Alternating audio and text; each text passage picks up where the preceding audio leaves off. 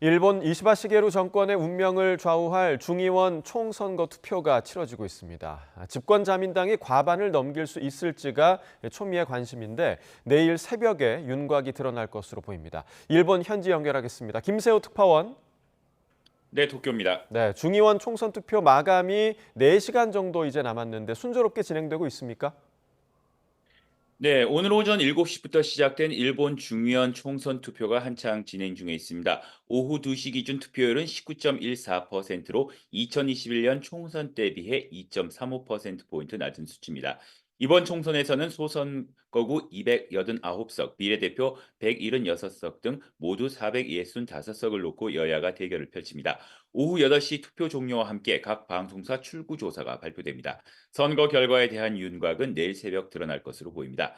자민당 총재에 당선된 이시바 총리는 지난 1일 취임 이후 8일 만에 국회 중의원을 해산하고 조기 총선거를 단행하는 승부수를 띄웠습니다. 2차 세계대전 이후 최단기간 중의원 해산, 조기 총선으로 기록됩니다. 자민당은 지난해 연말 터진 당내 파벌 비자금 스캔들로 지지율은 걷잡을 수 없이 폭락했습니다. 이시바 총리는 새 내각 출범에 따른 기대를 이용해 중의원을 해산하고 총선을 치르는 것이 지금까지 악화한 여론과 비판을 어느 정도 누그러뜨리고 향후 정국에 유리하다고 판단한 것으로 보입니다.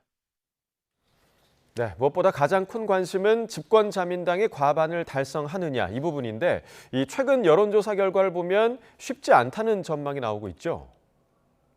네, 그렇습니다. 중의원 총 465석 가운데 과반은 233석 이상인데요. 자민당은 지난 2012년 정권 탈환 이후 4번의 총선거에서 과반을 놓친 적이 없습니다. 하지만 최근 주요 여론조사 결과를 보면 중의원 해산 전 458석에서 줄어드는 것을 넘어 과반인 233석에 이르지 못할 가능성이 크다는 전망이 잇따르고 있습니다. 더욱이 연립여당인 공명당을 합쳐도 여당 전체 과반이 불투명하다는 분석이 나옵니다. 무엇보다 지난해 연말 터진 자민당 내 비자금 스캔들 논란으로 인한 국민의 불신이 여전히 크기 때문으로 풀이됩니다. 또 소비자 물가 상승률이 2%를 넘는 고물가 상황과 실질 임금이 오르지 않는 데 대한 불만도 주요 요인으로 작용하는 것으로 보입니다. 반면 제1야당인 입헌민주당은 기존 98석에서 50석 이상 늘어날 가능성이 있는 것으로 관측됐습니다.